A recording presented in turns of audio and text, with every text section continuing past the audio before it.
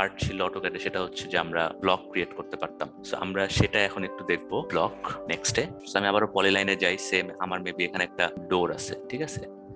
So আমি হচ্ছে একটা ডোর বানাইতে চাই। আচ্ছা, এখান থেকে আমার এটা 1 ইঞ্চ,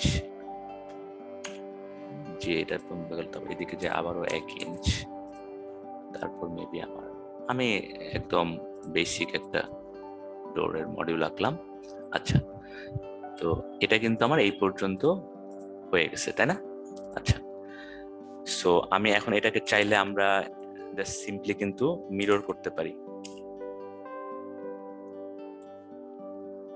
আমরা এখানে মিরর করলাম, তাহলে আমার এখানেও আরেকটা পার্ট চলে আসলো, ঠিক আছে। এরপরে আমি একটা রেক্ট্যাঙ্গেল দিয়ে জাস্ট এরকম দিয়ে দিলাম, তারপর এটাকে রোটেট করব, এটাকে 90 ডিগ্রি রোটেট করব, ঠিক আছে। সো আমার এটা একটা ডোর হয়ে গেল, মোটামুটি খুবই বেসিক। আচ্ছা, এরপরে একটা আর্চ দিতে হয়, সেন্টার স্টার্ট অ্যাঙ্গেল। তাহলে আমার সেন্টার এখানে, স্টার্ট হবে এখান থেকে, অ্যাঙ্গেল হবে এই পর্যন্ত, শেষ। সো আমি এখানে একটা ডোর ক্রিয়েট করে ফেললাম। আচ্ছা, তো এটাকে আমি এখন একটা ব্লক করতে চাই, ঠিক আছে। বা আপনি এখানে চাইলে এটা লাইন ওয়েট চেঞ্জ করলেন, বা যা যা করতে মন চাই করতে পারেন আর কি। যাই হোক, এটাকে আমি এখন ব্লক বানাই ফেলতে পারি। এটাকে ব্লক বানানো খুবই সহজ। এখানে আমি এটাকে ব্লক লিখব। ব্লক লিখলেই আমার একটা বেস পয়েন্ট সিলেক্ট করতে দেবে, মানে এই ব্লকের বেস পয়েন্ট কোনটা। আমি এই কর্নারটাকে দিয়ে দিলাম আপাতত। আমি যদি এটাকে দিয়ে দিই, তখন আমাকে বলবে ব্লকের নাম কি। আমি ডোর 1 বা ডোর 36 ইঞ্চ, ঠিক আছে, দিলাম। এখানে ডেসক্রিপশন লিখতে ইচ্ছা করলে লিখলেন আর কি। ওকে, আমার কিন্তু এটা একটা ব্লক হয়ে গেল।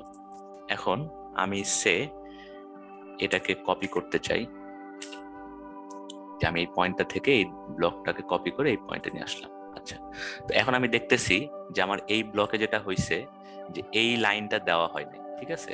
তো আমার ধারণা এই পাশেরটাও দেওয়া হয় না, ঠিক আছে। সো আমি এই জিনিসটা এখন এডিট করতে চাই। তাহলে আমি এডিট করব কিভাবে ব্লক? এখানে ব্লক এডিট করা যায় দুইটা ভাবে, ঠিক আছে। আমি দুইটা ওয়েতে দুইটা লাইন দিয়ে দেখাই। একটা হচ্ছে আমি আগে এই লাইনটা এখানে দিয়ে ফেলবো, ঠিক আছে, কিছু না করেই জাস্ট লাইনটা আঁকাই ফেললাম। আমি এরপর যেটা করতে পারি, আমি এইটার মধ্যে, মানে এই ব্লকটার মধ্যে ডাবল ক্লিক করব। ডাবল ক্লিক করলে আমার এখানে অপশন আসে add object, remove object, set base point. এটা আমি অ্যাড অবজেক্ট দিব, এই লাইনটা ছিল যেটা, সেটাকে সিলেক্ট করে দিব, দিয়ে স্পেস বা ইন্টার দিব, ওকে দিব।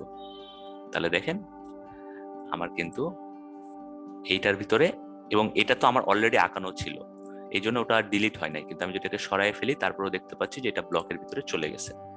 আমি যদি এটাকে সরাই, তাহলে এটারও কিন্তু এই লাইনটা এখানে চলে আসছে, ঠিক আছে। আচ্ছা, আরেকটা যেটা করা যায়, যে সেটা যদি আপনি, যে এখানে একটা সমস্যা হলো যে আমাদের এখানে এক্সেস একটা লাইন চলে আসছে। আরেকটা যেটা করা যায়, আপনি সরাসরি এই ব্লকটার মধ্যে ডাবল ক্লিক করতে পারেন, অ্যাড অবজেক্ট দিতে পারেন, এরপর এখানে বসে বসে আঁকাই দিতে পারেন। দিলাম, ওকে দিলাম, শেষ। তাহলে হয়ে যাবে, ঠিক আছে। তাহলে আর এই এক্সেস লাইনটা হবে না। তো দুইটাকে দুইভাবেই কিন্তু আমাদের লাগতে পারে, যে আমি অলরেডি একটা কিছু করে ফেলছি, আরেকটা জিনিস, তারপর মনে হলো যে এই দুটাকে একসাথে একটা ব্লক বানাইতে পারলে ভালো হতো, তখন আপনারা ফার্স্ট স্টেপটা ইউজ করবেন। আর যদি সেকেন্ড কেসের মতো কিছু করতে চান, মানে যেটা নর্মালি আমরা অটোক্যাডে করি, যে ব্লকের ভিতরে ঢুকে কিছু আঁকাই দিই বা ডিলিট করি, তাহলে সেটা করবো। আচ্ছা, আর সেম ভাবে আমরা যদি কোনো কিছু রিমুভ করতে চাই, তাহলে আমরা এই রিমুভ অবজেক্টের মধ্যে যাব, যে জিনিসটা রিমুভ করতে চাচ্ছি, মনে হলো যে এই লাইনটা আমার দরকার নেই, তাহলে আমি এটা ইন্টার দিব, ওকে দিব। তাহলে দেখেন এখান থেকে এই লাইনটা কিন্তু, ব্লক থেকে এই লাইনটা রিমুভ হয়ে গেছে।